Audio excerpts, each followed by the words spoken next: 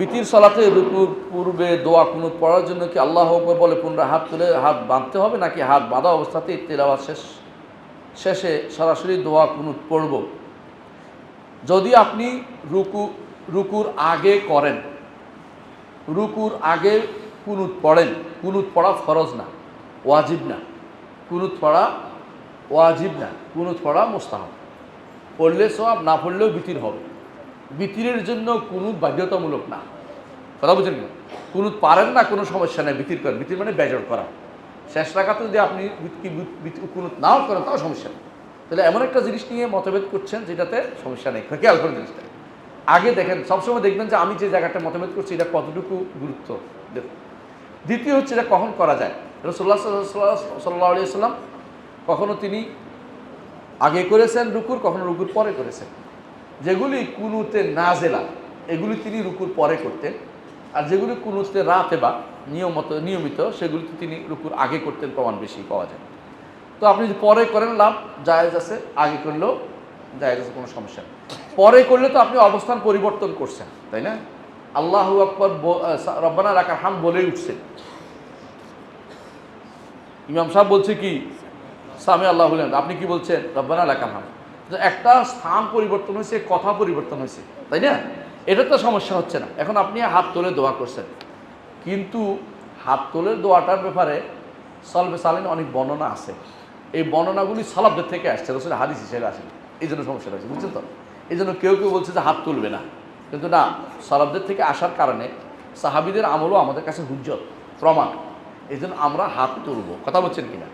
হাত তুলে তাকবীর দিয়ে হাত তুলব। যদি কোনো আপনি আগে মানে রুকু থেকে উঠে থাকেন আর তাকবীর নেই, কিন্তু আপনি যদি কোনো রুকুর আগে থাকেন, কেরাত শেষ করেছেন, সূরা ফাতিহা শেষ করে সূরা ইখলাস শেষ করেছেন, এখন কি করবেন? হাত তুলে সরাসরি হাত তুলবেন?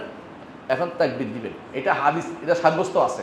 যে ব্যক্তি সাব্যস্ত নাই বলে তাকে বলবো একটু পড়ালেখা করতে। কমপক্ষে 10টি বর্ণনা আছে। কাব্বারা ওয়ারাফা ইয়াদাইহি, তাকবীর দিয়েছেন, হাত উঠিয়েছেন। একটু হাদিস পড়তে হবে, অনেকগুলো হাদিস পাবেন। তাকবীরটা এই জন্য সুন্নাহ, কথা বলছেন কি? কারণ আপনি অবস্থান পরিবর্তন করছেন। অবস্থান বুঝেন নাই? আপনি সাধারণত এক স্থান থেকে আরেকখানে গেলে কি দেন? তাকবীর দেন। আল্লাহু আকবার, রুকুতে সাজদাতে উঠতে তাকবীর না? আপনি এখন যেহেতু যে দাঁড়ানো অবস্থা আছেন, আপনি যে কুনুত শুরু করছেন, কেমনে বুঝবে? ওই ইয়াবেটা কেমনে বুঝবে? যে ব্যক্তি চোখে দেখে না সে বুঝবে তাকবীর দিয়ে, আর যে ব্যক্তি কানে শোনে না সে বুঝবে কি দিয়ে? নড়াচড়া দিয়ে, হাত তোলা দিয়ে, কথা বুঝছেন?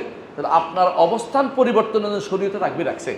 এই জন্য যেহেতু বর্ণনাও আছে সাহাবায়ে কেরাম থেকে, সেহেতু আপনি তাকবীর দিয়ে তখন আপনি কি পড়বেন? আল্লাহুম্মা ইন্না নাস্তাঈনুকা অথবা আল্লাহুম্মা হদিনি ফিমান হাদাইত, এটা পড়বেন। যেটাই পড়েন কোনো সমস্যা নেই। আর বাড়তি দোয়াও পড়তে পারবেন।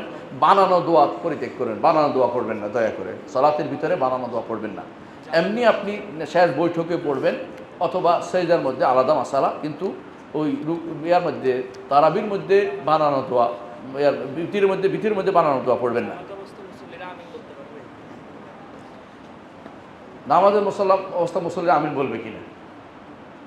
সলবে সালেহিনের থেকে এতে আমিন বলা সাব্যস্ত আছে। আমিন বলতেন। এই জন্য আমাদের ভিতরে যারা যদি কোনো ইমাম জোরে পড়ে তখন পিছনে আমিন বলতে পারবে, কিন্তু জোরে না পড়লে তোর আমিন বলার কিছু নেই। একাকি পড়লে তো নিজে পড়বে। জি, এই জন্য মক্কা মদিনা আমিন বলে, হাত তোলা দেয়, দুটাই দেখবেন। তো ওনারা তো রুকু থেকে উঠার কারণে করে যে তাকবীর দিতে হয় না।